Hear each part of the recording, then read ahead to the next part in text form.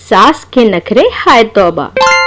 नीलिमा जी को शुगर की बीमारी थी और उस बीमारी के चलते वो काफी नखरे करती थी, जिसकी वजह से बहू नीमा को बड़ी ही परेशानी होती। जब भी काम करने की बारी आती तो उनकी शुगर अचानक से लो या हाई हो जाती और जब कुछ पसंद का या मीठा खाने की बात हो तो शुगर लेवल नॉर्मल हो जाता।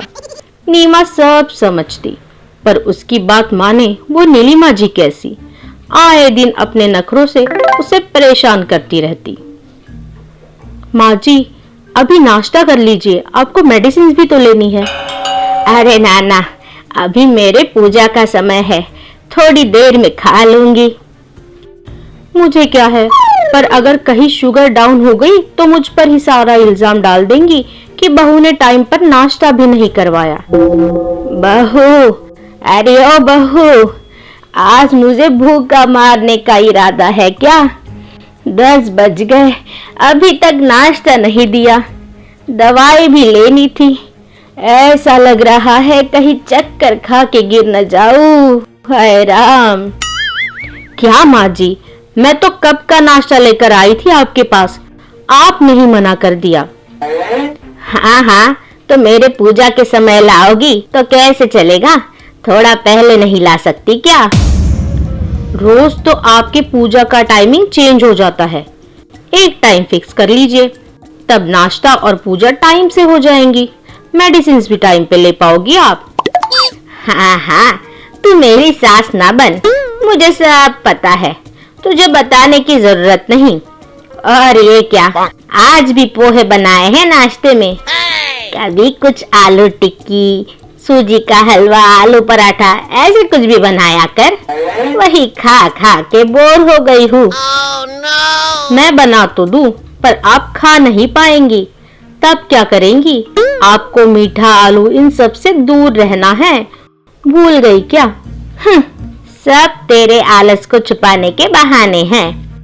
अरे एक बार खाने से मुझे कुछ नहीं होने वाला, मैं एकदम ठीक हूँ, फिट एंड फाइन।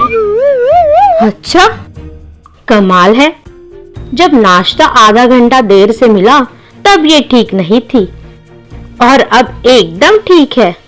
कमाल के नखरे हैं भाई इनके। आए दिन घर में यही सब चलता। अगर काम की बात आए तो नीलिमा जी का शुगर या तो डाउन हो जाता या तो बढ़ जाता, पर वही अगर कहीं घूमने जाने की बात या खाने पीने की बात आए तो सब नॉर्मल रहता। माँ जी, शाम को मेरे मायके से कुछ लोग आने वाले हैं खाने पे, क्या आप मेरी थोड़ी हेल्प कर देंगी? क्या हो बेटा, मेरा बड़ा ही मन रहता है कि मैं भी तेरी हेल्प कर दूं, पर तबीयत कुछ खास साथ नहीं देती आजकल। अब ये देखना, सुबह से थोड़ा अनईजी फील हो रहा है, पर सोचा तू बेकार में परेशान हो जाएगी, इसीलिए तुझे बताया नहीं। अब तू ही देख ले, अगर तू बोले तो मैं आ जाती हूँ तेरी हेल्प करने। अरे नहीं नहीं माँ जी, ठीक है, आप आराम कीजिए, मैं सब संभाल लूंगी, कोई टेंशन नहीं। नीमा सब समझ गई ये सब इनके बहाने हैं, पर वो करते भी तो क्या, वही शाम को सारे मेहमान घर आते हैं। तब तक नीलिमा जी अपने कमरे में ही आराम करती है कि अचानक उनकी बहन भी उनसे मिलने वहां आ जाती है। अरे मासी जी प्रणाम, आइए आइए, अभी खाना खा के ही जाइएगा। हाँ हाँ, तुम्हारे हाथ का खाना तो मैं जरूर खाऊंगी, पर तेरी सास कहाँ है, कहाँ मर गई? जी माँ तो सोई है, जरा तबीयत डाउन है उनकी। हैं? कुछ भी, अभी तो थोड़ी देर पहले मेरी बात हुई थी उससे, एकदम भली चंगी तो लग रही थी। मैंने सोचा उसे सरप्राइज दे दूं, इसलिए चली आई। क्या क्या पता, अब आप ही जाके देख लिए उन्हें। ना ना, सोई है तो रहने दे, मैं फिर कभी आ जाऊंगी मिलने। तू बता कैसी है, सब ठीक तो है ना? मेरी बहन खुद का ख्याल तो रखती है ना, या सब वैसे ही है? जी मासी, वो बस कभी कभी थोड़ा। हाँ हाँ, सब समझती हूँ उसके नखरे, तू चिंता ना कर, एक दिन वो जरूर समझ जाएगी। मासी वहां से चली जाती है और बाद में नीलिमा जी को पता चलता है कि वो उनसे मिलने आई थी। ये क्या बहू, कौन से जमाने का बदला लिया मुझसे? मेरी प्यारी बहन मुझसे मिलने आई थी और तुमने उसे मुझसे मिलने तक नहीं दिया। यह अच्छी बात नहीं। अरे माँ जी, वो आपकी तबीयत खराब थी, आप सो रही थी, इसलिए उन्होंने कहा कि मैं बाद में मिल लूंगी। मेरी तबीयत को क्या होगा, मैं तो बस ऐसे ही आराम कर रही थी। क्या? पर कल तो आपने कहा था सुबह से आपकी तबीयत डाउन है, उठ भी नहीं पा रही हो आप। अरे मैंने तो ऐसे ही कहा था, हो गई होगी खराब, जाने दो, भूल जाओ बात को। नीमा समझ गई कि माँ जी सब बहाने बनाती है। उसने फोन करके अपने मासी सास को सब बता दिया। मुझे पहले ही शक था, तुझसे पहले से जानती हूँ मैं अपने बहन को, वो बचपन से ही ऐसी है नखराली। कोई नहीं, मैं आके देखती हूँ उसे, अच्छी खबर लेती हूँ उसकी, तू चिंता ना कर। ठीक है मासी, अब आप ही का सहारा है, आप ही देख लीजिए। दूसरे दिन मासी फिर से नीलम को मिलने आती है। क्यों री नीलिमा, ये क्या नाटक है तेरा? आजकल बड़ी ही आलसी हो गई है तू। काम न करना पड़े इसलिए अपनी बीमारी का अच्छा यूज कर लेती हो तुम। अब तो सुधर जाओ।